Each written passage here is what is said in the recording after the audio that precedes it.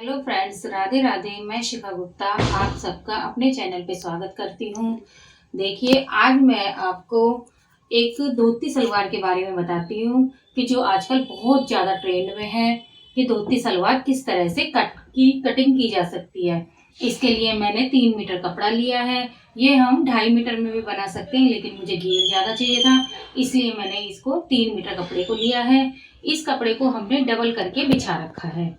अब इसमें क्या करना होता है, हमें सबसे पहले ये डबल करके बिछाया हुआ है, इसको हम इधर से इस कोने से पकड़ते हैं और इसको सीधे एक ट्रायंगल शेप में ले लेते हैं। जिस तरह से हम अपना half circular lehenga palazzo cutting करते हैं, उसी तरह से हम इस धोती सलवार को इस तरह से कटिंग करते हैं।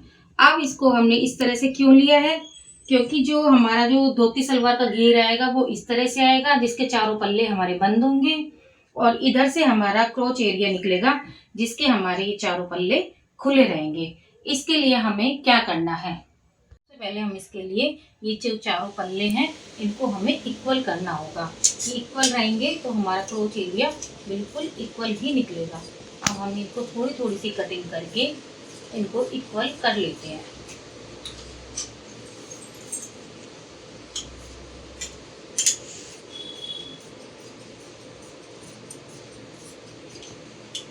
ये हमने इसको इक्वल कर लिया।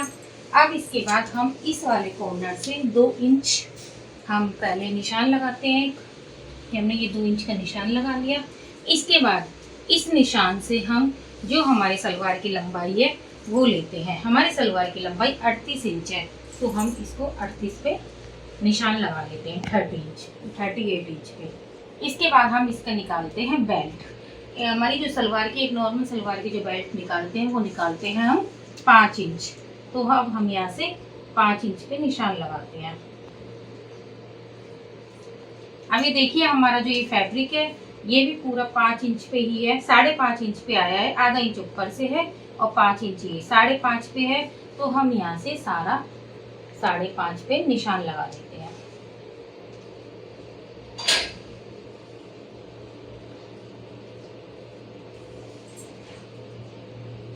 इस तरह से हमारा ये निशान लग गया है।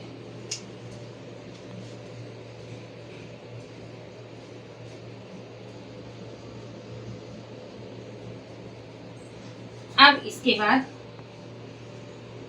हमारे ये 5.5 पे निशान लग गया। इसके बाद हम इसमें निकालते हैं क्रोच एरिया। क्रोच एरिया हम इस साइड से निकालेंगे, जो साइड हमारी खुली है। तो हमारा जो ये निशान लगाया हमने 5.5 का, यहाँ से हमें लेना है 2 इंच पहले चौड़ाई में लेते हैं। अब क्रोच एरिया कितना लंबा होता है, एक नॉर्मल सलवार का जो क्रोच एरिया होता है वो हम लेते हैं 9 इंच। कैसे 9 इंच, तो हम ये आसन लेंगे, क्रोच एरिया लेंगे और बाकी हमारी 5 इंच की बेल्ट आ जाएगी, तो टोटल हमारा हो जाएगा 14 इंच का।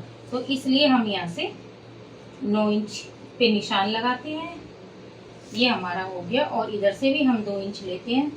ये 2 इंच पे निशान लगाया और ये हमारा बन गया क्रोच एरिया। ये हमारा क्रोच एरिया बन गया। अब इसके बाद हम इसके निकालते हैं पाइचे। पाइचे निकालेंगे, जो हमने ये 2 इंच का निशान लगाया है, यहाँ से जो हमारे नॉर्मल जो पाइचे होते हैं सलवार के या पैंट के, वो 6-6.5 इंच के होते हैं। तो इसलिए हमने ये 6.5 पे यहाँ पे निशान लगा दिया है।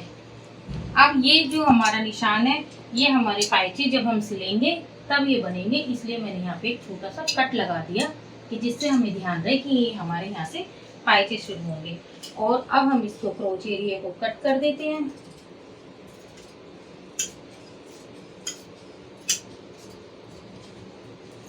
और यहाँ से हम ऐसे सीधा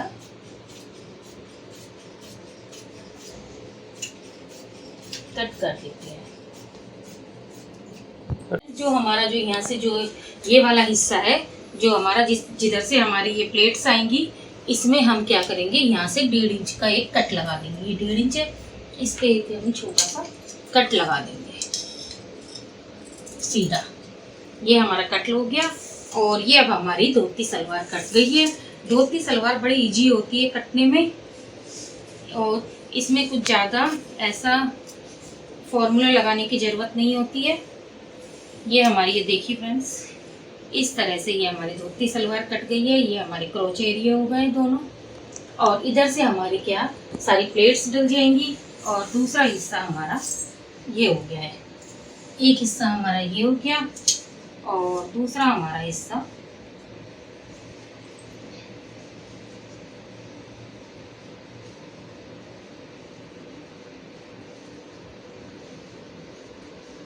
इस तरह से हो गया। ये हमारी धोती सलवार कटिंग हो गई है। देखिए इसके बाद फ्रेंड्स मैं इसकी बेल्ट निकालती हूँ। बेल्ट हमने 5 इंच की रखी थी और 5 के बाद जो हमारा जो ऊपर से नेफा मुड़ता है 3 इंच उसमें रखेंगे, तो हम टोटल 8 इंच की बेल्ट निकालेंगे। ये हमारी 8 इंच की बेल्ट है निकलेगी।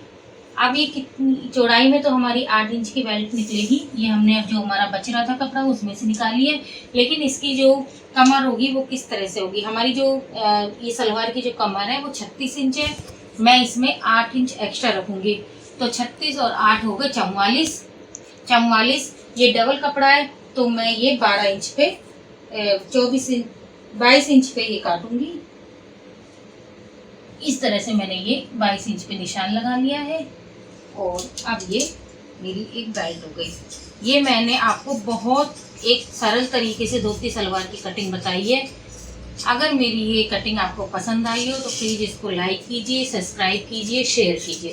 Thank you.